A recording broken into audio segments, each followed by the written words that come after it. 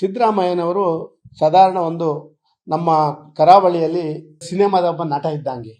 ಇವತ್ತು ಖಳನಾಯಕ ಆಗ್ತಾರೆ, ನಾಳೆ ನಾಯಕ ಆಗ್ತಾರೆ, ಇವತ್ತು ರಾವಣ ಆಗ್ತಾರೆ, ನಾಳೆ ರಾಮ ಆಗ್ತಾರೆ. ಈ ಪ್ರಯತ್ನಗಳನ್ನು ಮಾಡುವಂಥ ಇದೊಂದು ಒಬ್ಬ ಜವಾಬ್ದಾರಿ ಇದ್ದಂಥ ಮುಖ್ಯಮಂತ್ರಿ ಗಳಿಗೆಗೊಂದು ವೇಷ ಹಾಕಬಾರ್ದು. ಅವ ಮುಖ್ಯಮಂತ್ರಿ ಆದರೆ ಮುಖ್ಯಮಂತ್ರಿ ವೇಷನೇ ಹಾಕಬೇಕು.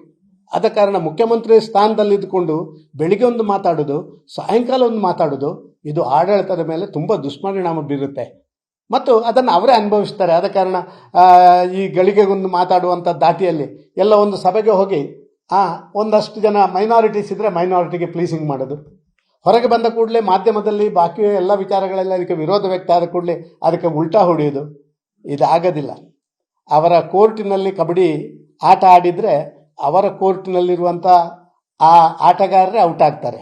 ಆದ ಕಾರಣ ವಿರೋಧದ ಆ ಮಧ್ಯೆ ಆಟ ಆಡುವಾಗ ಆ ಬೌಂಡ್ರಿ ಲೈನ್ಗಳನ್ನು ಮತ್ತು ಮಧ್ಯದ ಆ ಟಚಿಂಗ್ ಲೈನ್ಗಳನ್ನು ನೋಡಿಕೊಂಡು ಆಟ ಆಡಬೇಕು.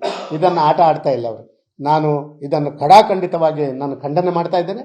ಒಬ್ಬ ಸಿದ್ದರಾಮಯ್ಯರಂಥ ಮುಖ್ಯಮಂತ್ರಿ 13-14 ಬಜೆಟ್ಗಳನ್ನು ಕೊಟ್ಟಂತೆ ಹೇಳಿ ವಿಧಾನಸಭೆಯೊಳಗೆ ಸುದೀರ್ಘವಾದ ರಾಜಕಾರಣ ಮಾಡಿದವರು ಇವರು ಈ ರೀತಿ ಸಣ್ಣ ಮಟ್ಟದ ಹೇಳಿಕೆಗಳಿಂದ ಭಾರಿ ಜನರ ತಲೆ ಕೆಡಿಸ್ತೇನೆ ಅಂತ ಹೇಳಿ ಆಲೋಚನೆ ಮಾಡಿದರೆ ಅವರೇ ಕೆಡ್ತಾರೆ ಹೊರತು ಯಾರ ಜನರ ತಲೆ ಕೆಡಿಸ್ಲಿಕ್ಕೆ ಆಗೋದಿಲ್ಲ.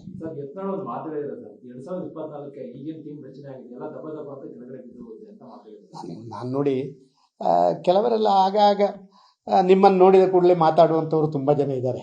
ಅಂಥವರ ಮಾತಿಗೆಲ್ಲ ನಾವು ಉತ್ತರ ಕೊಡಬೇಕಾಗಿಲ್ಲ. ಅನುಕ್ಷಣದ ಸುದ್ದಿಗಳಿಗಾಗಿ ವಿಸ್ತಾರ ನ್ಯೂಸ್ ಯೂಟ್ಯೂಬ್ ಚಾನೆಲ್ ಸಬ್ಸ್ಕ್ರೈಬ್ ಮಾಡಿ. ಹೊಸ ಸುದ್ದಿಗಳ ನೋಟಿಫಿಕೇಶನ್ಗಾಗಿ ಬೆಲ್ ಐಕಾನ್ ಕ್ಲಿಕ್ ಮಾಡಿ.